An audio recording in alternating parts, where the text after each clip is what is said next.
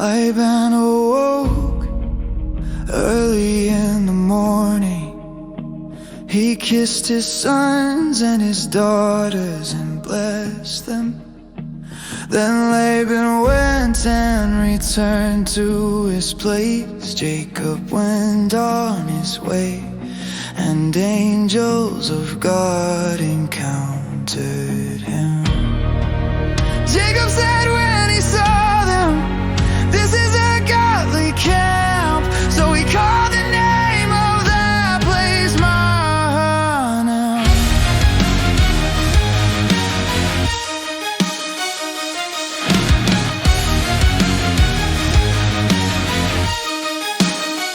Then Jacob sent angels ahead of him to Esau, his brother, to the land of Seir, the field of Edom. He charged them, saying, "Thus shall you say to my lord, to Esau, so said your servant Jacob, I have sojourned with Laban, have lingered until now.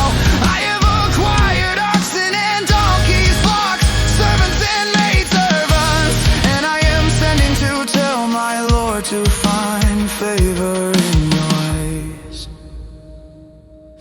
The angels returned to Jacob, saying, "We came to your brother, to Esau. Moreover, he is heading towards you, and 400 men are with him." Jacob became very frightened, and it distressed him. So he divided the people with him, and the flocks, cattle, and camels into two camps. For he said, "If Esau comes to the one camp and strikes it down, then the remaining camp shall survive."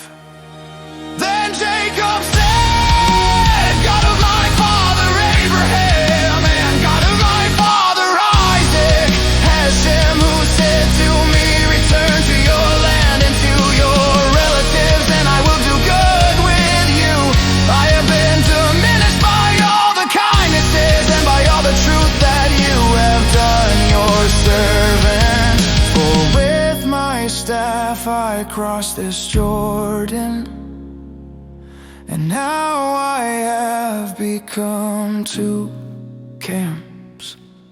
Rescue me, please, from the hand of my brother, from the hand of Esau, for I fear him, lest he come and strike me down, mother and children. And you had said, 'I will surely do good with you, and I will make your offspring like the sand of the sea, which is too numerous to count.'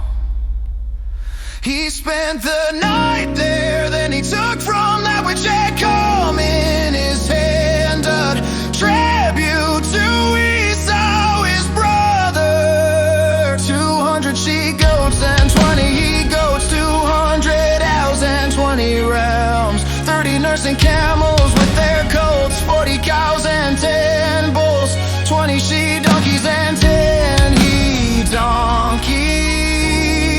He put in his servants' charge, each drove separately, and said to his servants, 'Pass on ahead of me and leave a space between drove and drove.' He instructed the first one, saying, 'When my brother Esau meets you and asks you, saying, Whose are you, where are you going, and whose are these that are before you? You shall say, Your servant Jacob's. It is a tribute sent to my lord, to Esau, and behold, he himself is behind us.' He similarly instructed the second, also the third, as well as all who followed the drove, saying, 'In this manner shall you speak to Esau when you find him, and you shall say, Moreover, behold, your servant Jacob is behind us. For he said, I will appease him with the tribute that precedes me, and afterwards I will face him. Perhaps he will forgive me. So the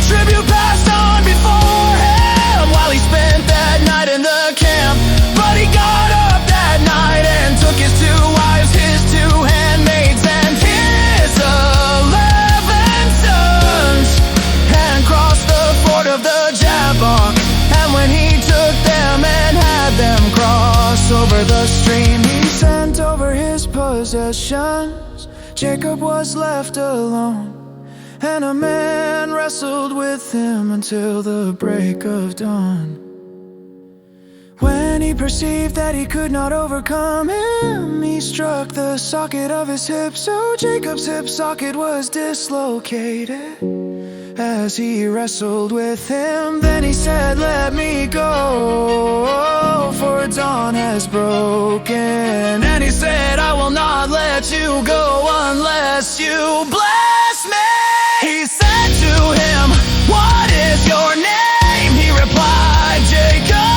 He said, "No longer will it be said that your name is Jacob, but Israel, for you have striven with the divine and with men and have overcome." King Jacob inquired, and he said, "Divulge, if you please, your name." And he said, "Why then do you inquire of my name?" And he blessed him there. So Jacob called the name of the place Peniel, for I have seen the divine face to face, yet my life was spared. The sun rose for him as he passed Penuel, and he was limping on his hip. Therefore the children of Israel are not to eat the displaced sinew on the hip socket to this day, because he struck Jacob's hip socket on the displaced sinew.